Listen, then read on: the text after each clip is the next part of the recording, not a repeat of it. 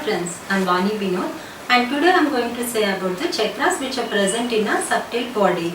And chakras are the energy centers through which cosmic energy flows. Chakra means wheel and these chakras spin constantly and releases energy within ourselves. And these chakras gets blocked because of the stress and materialistic life. So we have to unblock these chakras to stay healthy and happy. Now in this video, I am going to give you an overview of the chakras and also going to cover the following topics. Introduction of the chakras and connection of the medicine and the Kundalini snake, connection of the planets and chakras and the Rashis and chakras with reference to the three important nadis, Ida, Pingala and Sushmana nadi and the remedial measures. Now coming to the introduction of the chakras, there are 7 chakras which are Mooladhara, Swadhisthana, Manipura, Anahata, Vishuddhi, Ajna and Sahasrara at the top. And now coming to the first chakra, Mooladhara chakra. Moola means root and Adhara means foundation. And it is also called as the root chakra. And this is very important chakra as it is like the foundation to all chakras. It is located at the base of the spine near perineum. And this chakra covers the basic survival instincts like food, water, sleep and the safety and security. If it is blocked, one will have unnecessary fear, instability and low energy levels. Now coming to the second chakra, Swadhisthana chakra. Swa means itself and Adhisthana means the most favorite place. And it is also called as the sacral chakra. It is located 2 inches below the navel. And this governs the emotions like joy, creativity, morality and sexual pleasures. If it is blocked, one will struggle to find the sense of joy and physical pleasures. Now coming to the third chakra, it is called as the Manipura chakra. Manipura means lustrous like jewel. It is located near the navel. It is also called as solar plexus and it governs the emotions like energy, courage, self-confidence, willpower and capacity to take the decisions. And if it is blocked, then the person will have inferiority complex, low confidence levels and gets angry quickly, irritated and frustrated. Now coming to the fourth chakra, Anahata chakra. Anahata means unhurt, unbeaten and unstruck. And it is located near the heart, hence it is also called as the heart chakra. And it governs the compassion, unconditional love, forgiveness, empathy towards others and sees beauty in everything and they have deep connectivity. Lord Hanuman opens his heart and shows Lord Rama and Sita in his heart through the Anahata chakra. This Anahata chakra is in the middle of the 7 chakras. It is in the middle of the 7 chakras like the heart. Heart relays the upper body and the lower body with its blood circulation. And in the same way, Anahata chakra connects the upper 3 chakras and the lower 3 chakras. Lower 3 are related to the worldly matters and upper 3 are related to the spiritual matters. If it is blocked, one will have hatred, lack of sympathy and depression. Now coming to the 5th chakra, Vishuddhi chakra. Vish means poison and Shuddhi means purification. Then after purification what comes is Amrit. It is located near the throat. Lord Shiva keeps Vish in his throat to get the Amrit. And this chakra governs the communication skills and expressing ourselves. When we are in deep sorrow or when we show intense gratitude towards others, we feel heaviness in our throat. That is the sense of Vishuddhi chakra. If it is blocked, one will not have control over his speech, either speaks too much or speaks very less or will have fear to speak before the public. The 6th chakra, it is located in the center of the forehead like Jnananetra and hence it is called as the third eye chakra.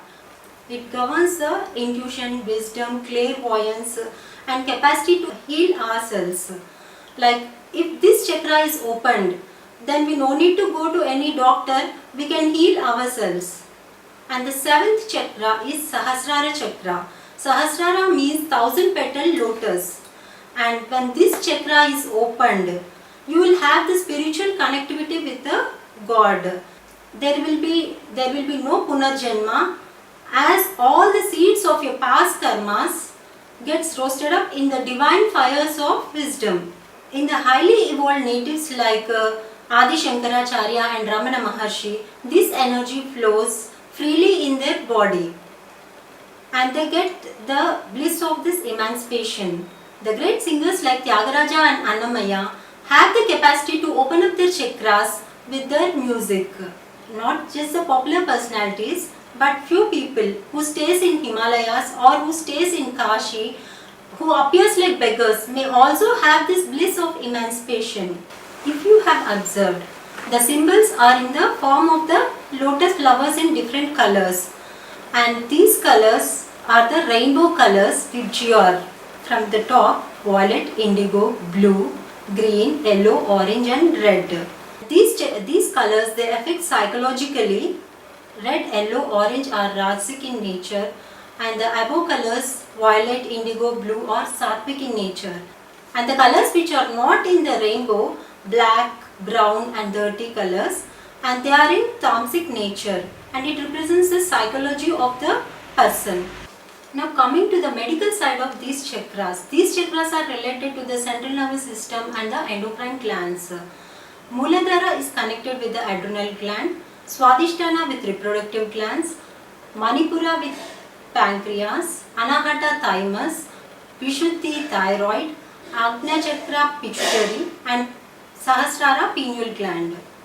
According to Tantra, this energy rests in the 3.5 coiled serpent and rests at the base of the spine, and this symbol is used as the symbol of the medical council. Now coming to another symbol of doctor, and here we can see two coiled snakes and a rod in between and two wings protecting them, and this is the symbol used for the medicine. From the ancient time in Western countries, this symbol is used as the god of medicine. Now let us see how is it related to our nadi system, and there are more than 72,000 nadis in our body. And the three important nadis are Ida, Pingala and Sushumna nadi. Ida is related with the lunar energy and the left nostril, and Pingala with the solar energy and the right nostril. And Sushumna nadi runs through the center of the spine, and the chakras are located where this Ida and Pingala meet. Now coming to the planets and chakras. Based on the characteristics of the chakras, we can correlate with the planets, with the concerned planets. Mooladhara Saturn, Swadhisthana Jupiter, Manipura Mars, Anahata Venus, Vishuddhi Mercury, Agnya is Sun and Moon, and Sahasrara is beyond the planets. If you have observed, the order of the planets related to chakras are just like our solar system. Like Saturn governs the last kaksha excluding Uranus and Neptune, in the same way it also governs the last chakra, Mooladhara chakra. Then second last planet, Jupiter, governs the Swadhisthana chakra, Mars Manipura, leaving Earth in middle, Venus and Mercury to Anahata and Vishuddhi. And at last, two luminaries Sun and Moon are related to Agnya chakra. The own houses of Saturn are Capricorn and Aquarius, are connected with the Mooladhara chakra. Saturn governs the excretory system, knees, feet, bones and the teeth. And if Saturn or its rashis are afflicted, then one will suffer from constipation, diarrhea, cold feet, knee problems or dental problems. Affliction here means the planet or rashis are in the malefic influence or weak in Shadbalas or less than 21 points in Ashtakavarga.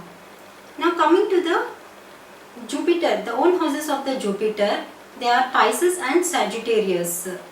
Jupiter is Putrakaraka and Jupiter governs the reproductive system, that is expansion of family or wealth. And if Jupiter or its rashis Pisces and Sagittarius are afflicted, One may have the problems like impotency, gynec problems or the back pain, etc. Now coming to the next chakras which are ruled by the Mars, Aries and Scorpio. Mars governs the energy, courage and fire in ourselves, which helps in digestion, that is digestive system. And if it is afflicted, one will have lack of courage, or the person may suffer from digestive problems, ulcers, etc. Venus and its own rashis, Taurus and Libra. Venus governs the happiness and luxuries, and it is connected with the heart. If it is afflicted, or if the rashis are afflicted, then one will suffer from the heart diseases, lung diseases and asthma problems. Coming to the next, Mercury and its rashis, Gemini and Virgo. If Mercury governs the communication skills, nervous system and skin. If they are afflicted, one will suffer from throat infections, thyroid problems, deafness and dumbness and skin diseases. Sun, Moon and its rashis, Cancer and Leo, are related to the Agna Chakra. The Sun or Leo, if afflicted, one will suffer from headaches, migraines or brain tumors. And if Moon is afflicted, one may have psychological disorders and also the vision problems. If Sun, farsightedness, and if Moon, nearsight will be affected. Each chakra is having two signs, one male and one female. Now connect all the female signs: Capricorn, Pisces, Scorpio, Taurus, Virgo and Cancer. Now connect all the male signs of the chakras: Aquarius, Sagittarius, Aries, Libra, Gemini and Leo. These can be related with Ida and Pingala nadis, and when these nadis comes out of the 12 zodiac signs, there is Sahasrara.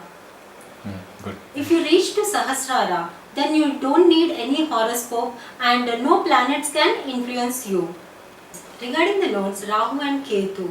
Ketu is outside the Mooladhara and Rahu is near the Sahasrara.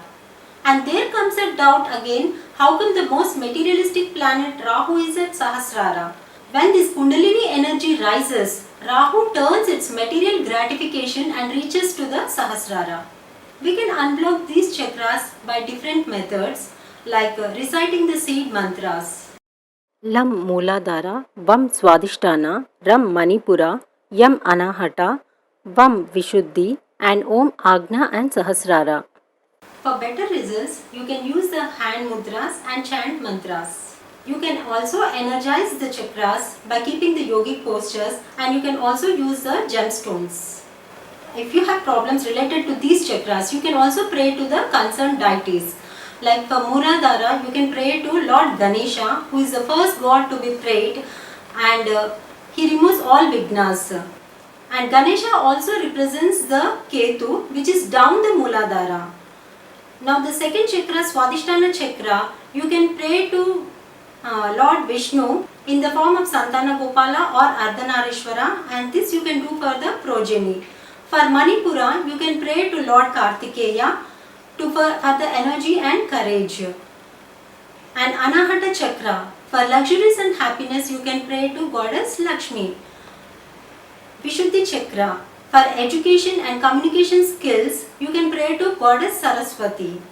Agnya chakra, you can pray to Lord Shiva, who is life giver and also life taker.